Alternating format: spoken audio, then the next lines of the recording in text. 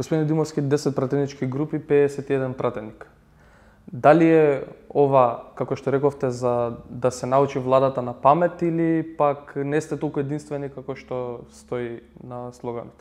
Видете, ние не го направивме тој чекор во момент кога почнавме со работа во Собранието на Република Македонија, туку оставивме еден период од можеби 50 на дена да видиме каков ќе биде односот на владеачкото мнозинство, господинот Талат Џафери и владата на Република Македонија.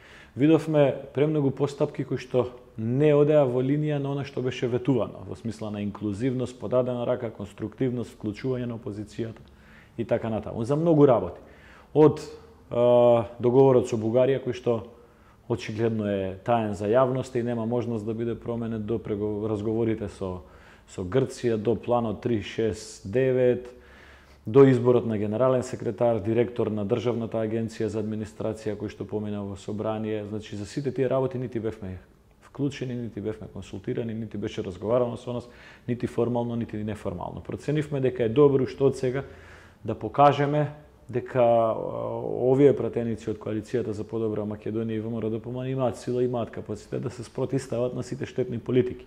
Рековме, ние не го користиме тоа право од целосен капацитет, како што можете и вие да видите. Значи нема ден во кој што сме побарале повеќе од една или две паузи, нема ден кој што во целост сме го влекувале со некои дискусии, но е после 50 дена еден одговор на исклучивоста која што има владеачкото мнозинство спрема нас.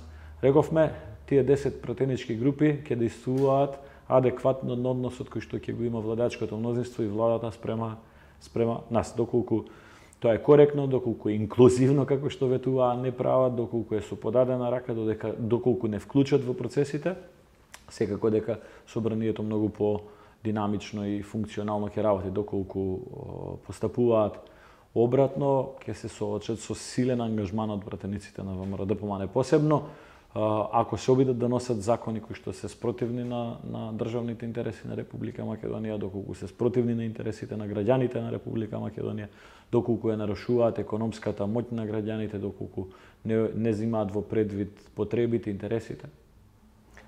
Го споменавте договорот со Бугарија.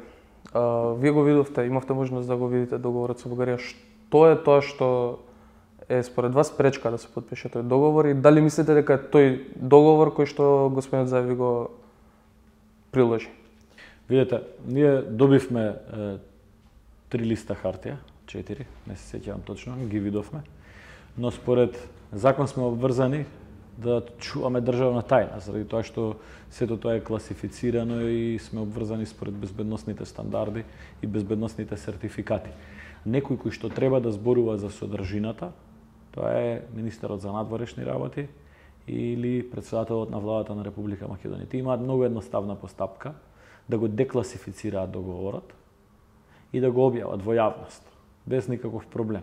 Може да го направат тоа за 1 час и јавноста да има можност да го види она што ние го видовме.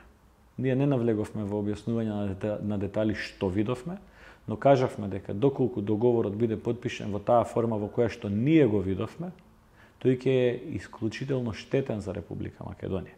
Дадовме конкретни 5 забелешки, многу рационални, многу практични, без да навлегуваме во некои партиски или политички препукувања на таа средба. Бевме детални, бевме обширни и бевме јасни.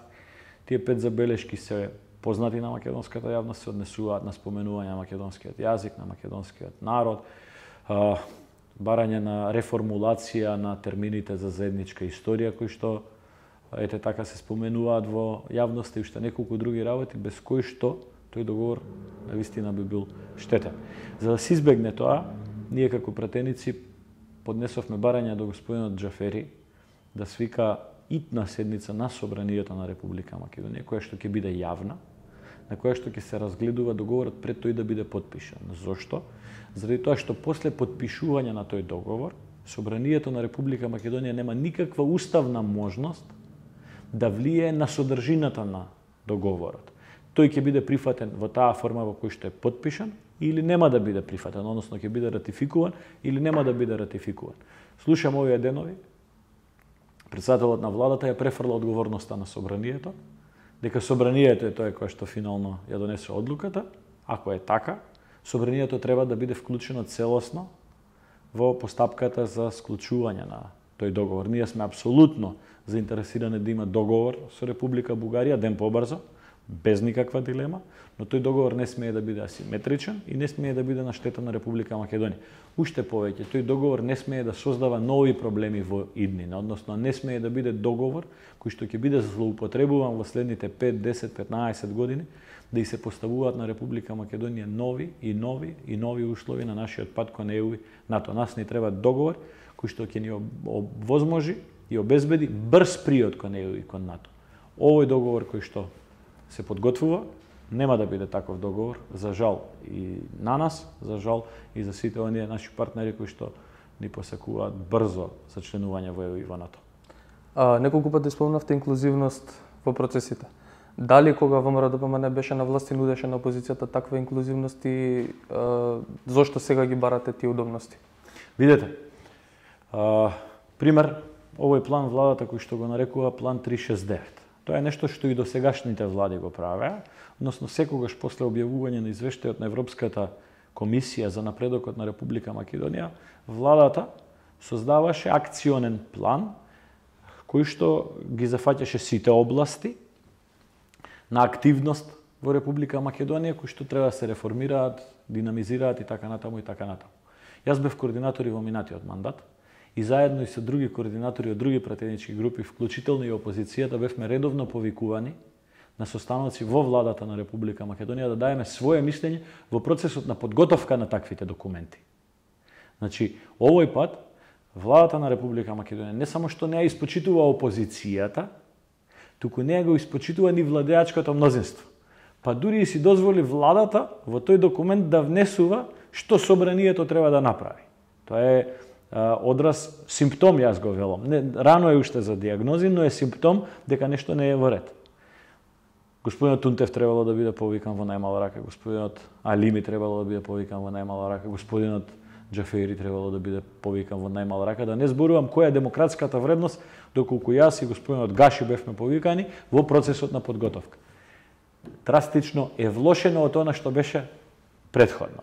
А беше ветувано многу повеќе, беше ветувано нови стандарди, отвореност, широчина и така натаму. Ние сме се уште многу коректни во нашите пораки.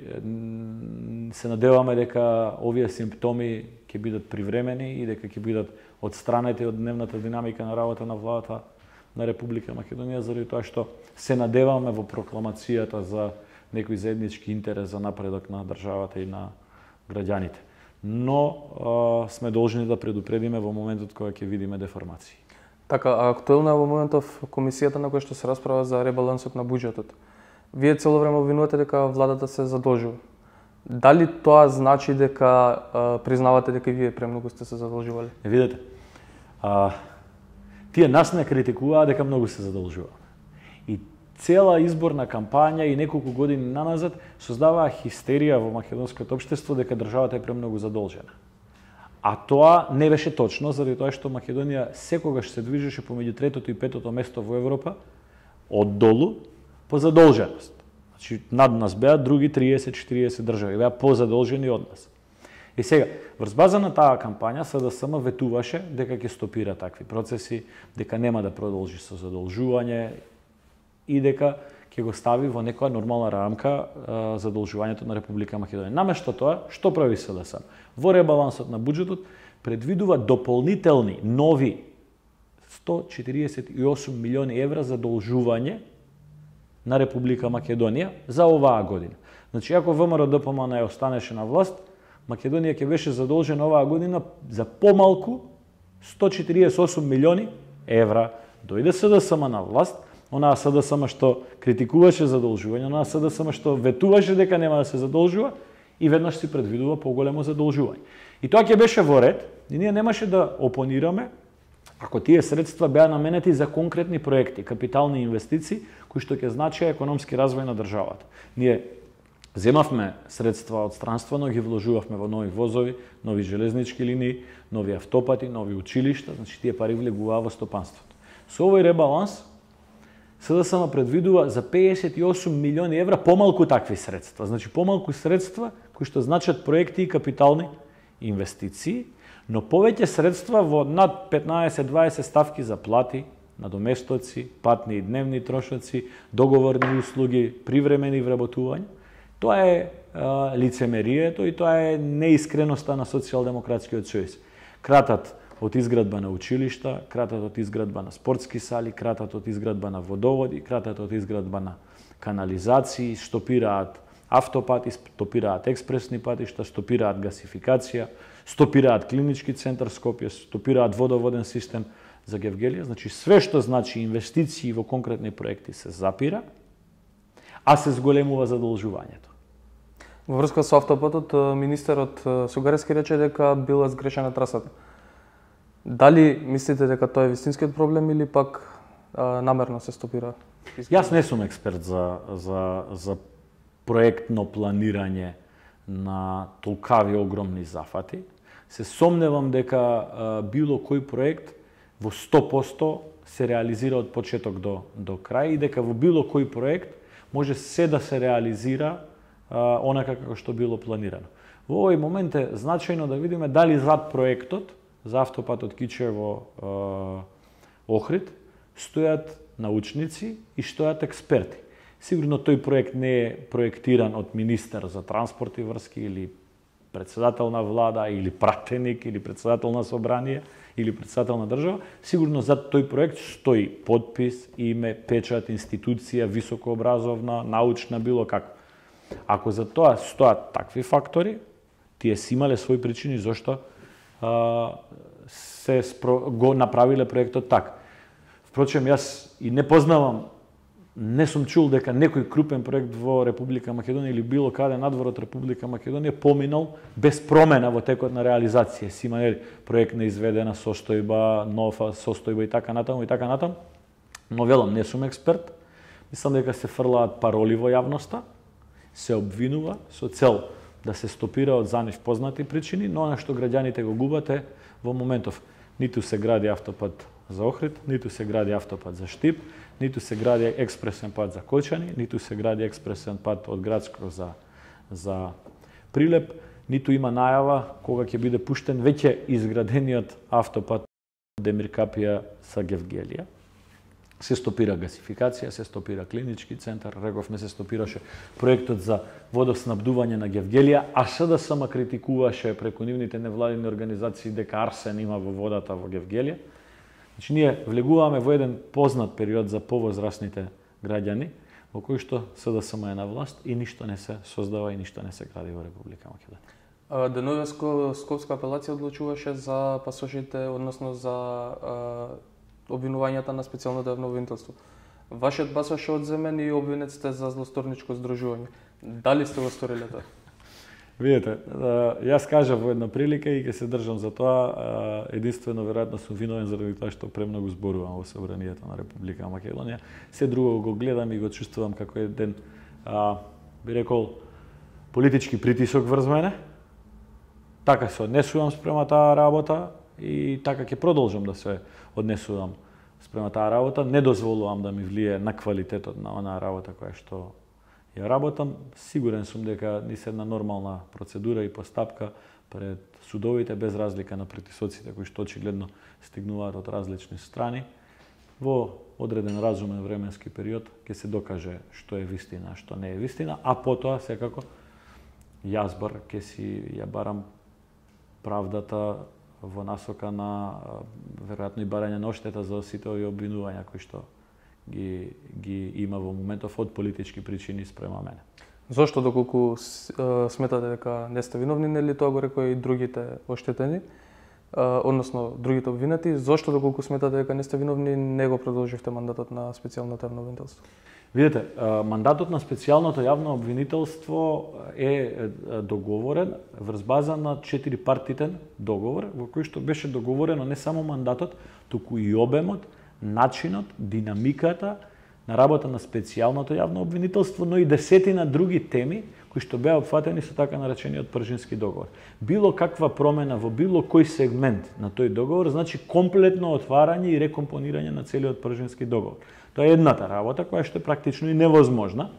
Втората работа е тоа што специјалното јавно обвинителство не ја положи како да ви кажам, не ја положи оценката од јавноста дека ќе биде независна, транспарентна, еднаква институција спрема сите. Знаете, да имате 100 обвинителни акти во еден ден само спрема луѓе од една политичка партија и да ги амнестирате сите други, е очигледна тенденција. Мислам дека во Македонија на сите им е јасно тоа, вклучително и на најсилните поддржувачи на Социјалдемократскиот сојуз. Но ним им одговара тоа и го гледаат како начин преку кој што тој доа на власт, начин преку кој што ќе вршат притисок врз моменталната опозиција. Знаете, ние вака велиме, ВМРО било и ќе биде. СЈО беше и нема да биде. Времето минува, вистината ќе се излезе на виделина, некој еден ден ќе се срами од своите постапки, бидејќи бил ставен во улога да ја го злоупотребува правото, да ја злоупотребува правдата за да оствари политички цели. Се појави и Републичкиот штаб за реформи на ВМРО-ДПМН. Дали сметате дека навистина им се потребни реформи во вашата партија? Видете, јас веќе коментирав на оваа тема, низ оваа би рекол историја на ВМРО-ДПМН како политичка партија овие 27 години се појавија можеби повеќе од 20 на такви иницијативи. Од времето кога се појави ВМРО-ДП, па ВМРО-МНДС, па ВМРО-Татковинска, па ВМРО ваква, ВМРО таква, во еден момент мислам дека имаше 11 политички партии со предзнакот ВМРО. Значи 11 деформации, формации, реформатори, пререформатори, деформатори, било како. Секој различно ги ословува тие процеси. Но суштински да се означи дека сите тие расцепи завршувале со обединување. Реката се одвојува на едно место, но пак се враќа во матицата. И јас кон овој процес го гледам истото тоа. Веројатно ова ќе биде еден периодична појава. Суштински да разберат сите, и оние кои што се дел од тоа, и оние кои што не се дел од тоа, дека проблемите се решаваат дома, не се решаваат во дворот, уште помалку во дворот на комшијата. Значи, тие луѓе јас ги познавам, повеќето од нив. Мислам дека имаат можност да пристапат во партијата, кон телата, кон органите на телата и да го разговараат она што имаат да го разговараат и таму треба да се решаваат проблемите. Секој излегување во дворот на комшијата за да се разговараат твоите домашни проблеми не помагаат во овој момент кога ВМРО-ДПМН е очигледно под еден синхронизиран напад од различни страни. Во овој момент на Република Македонија треба силна опозиција, и треба опозиција која што ќе внимава на грешките на власта, опозиција која што нема да дозволи власта да почне со грешки и да направи големи стратешки грешки за Република Македонија. Не и треба нити раситнување на опозицијата, не и треба нити било какви процеси кои што ќе значат можност на новата власт да се опушти до максимум и да си тера свој интерес. Зошто го се решаваат во дома, а не се решаваат во дворот на комшијата, веднаш се разрешени реформаторите од нивните партиски функции? Немам јас таква информација. Мислам дека повеќето од нив во моментот и немаа некои значајни партиски функции, но во минатото биле на значајни партиски функции и секогаш имале можност да пристапат до било кој орган на партијата. Се ближи датумот кога ќе се закажат локалните избори.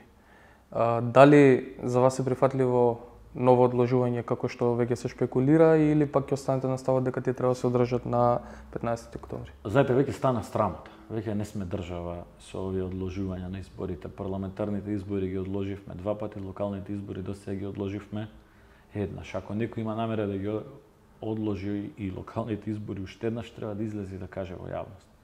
Нема начин повеќе на граѓаните да им кажете, чекајте, вие нема сега да одлучувате за вашата иднина, ќе одлучувате после 1 година, после 6 месеци, додека некој не си ги вклопи своите партиски, политички или лични интереси. ВМРО-ДПМН ќе биде остро против било какво одложување на локалните избори, заради тоа што тоа е спротивно на базичните интереси на демократијата.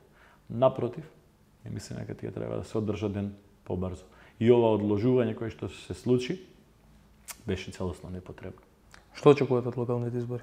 Ние очекуваме граѓаните на Република Македонија масовно да излезат на избори, да гласаат за своите локални средини, за многу проекти кои што досега сме ги реализирале, за многу проекти кои што ќе бидат реализирани во иднина, но очекуваме и граѓаните да излезат и да дадат оценка и за овие крупни политички теми кои што не оптеретуваат во последната година дена.